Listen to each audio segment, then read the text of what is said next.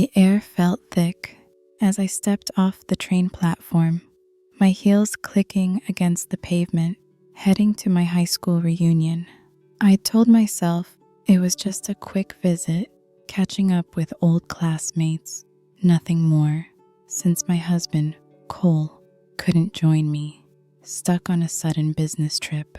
But as I slipped into my coat the next morning, leaving my ex's loft with shaky hands, I wasn't ready for who'd be waiting outside, or the way their eyes pinned me like they'd already guessed my secret. I'd convinced myself it was just a harmless chat over coffee, just a fleeting nostalgia trip, but one spark can unravel everything. If you've ever crossed a line you can't uncross, stick around, because some endings sneak up on you. At 33, I shouldn't have felt jittery walking into that reunion, held in a rustic lodge on the edge of town. I'd outgrown the awkward teenage years, the longing glances, the what-ifs, or so I thought. My fingers tightened around my purse strap as I smoothed my sweater, forcing a confident smile.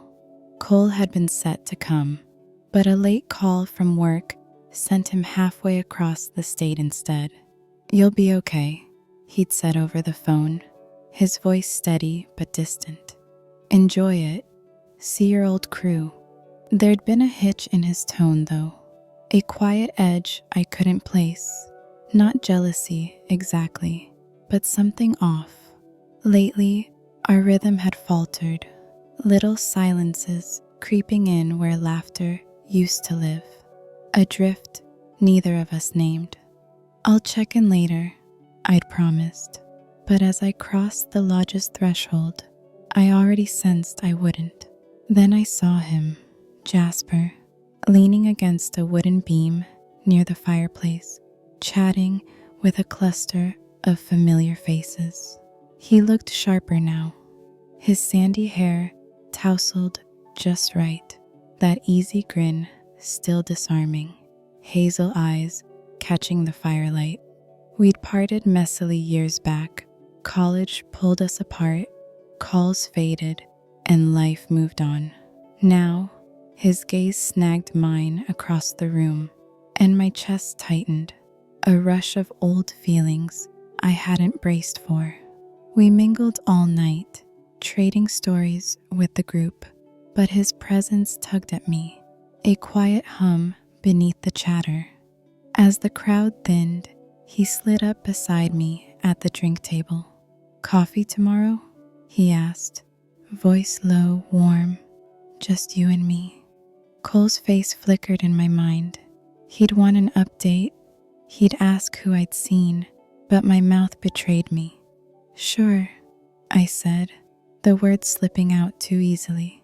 The next day, we met at a cozy cafe, tucked away from the main strip. One coffee stretched into two, then a shared pastry, laughter spilling out like we'd never stopped. "You're still you," he said, his hand brushing mine across the table, a spark flickering in his eyes. I swallowed hard. "So are you." Time melted away, and when he suggested his place nearby, I didn't hesitate. Inside his loft, the mood shifted. His door clicked shut, and the space between us shrank. He stepped closer, hands hovering at my sides, waiting. I didn't pull back.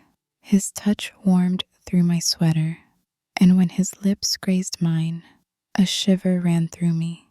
The kiss deepened, steady and sure, my hands finding his shoulders as the past rushed back, alive and insistent. We stumbled toward his room, the moment blurring into something inevitable.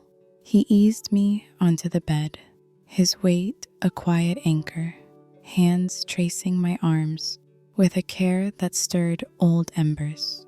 The air grew heavy, charged with a slow, unspoken pull, and I leaned into it, the warmth building until it crested in a soft, fleeting rush that left me breathless Afterward, we lay still, breaths sinking in the dimness, the weight of it settling over us like dusk. Dawn broke too fast, sunlight seeping through the slats, painting stripes across the floor. Jasper slept beside me, his arm loose across my hip, but my mind churned. My phone buzzed, missed texts from Cole, a knot twisting in my gut. I slid out, pulling my sweater on, heart racing as I crept to the door. But when I opened it, Cole stood there, his face a mask, calm, too calm. My breath stalled. He didn't speak, just looked at me, the silence cutting deeper than words. Whatever we'd been teetering on was gone now, fractured beyond repair. What would you do when the truth stares you down? Share below. I'm reading every comment. Please hit subscribe. It's crucial for a new account like mine to grow, and some choices rewrite the story you thought you knew. Thanks for watching. Drop a like if you enjoyed it, and catch you in the new video.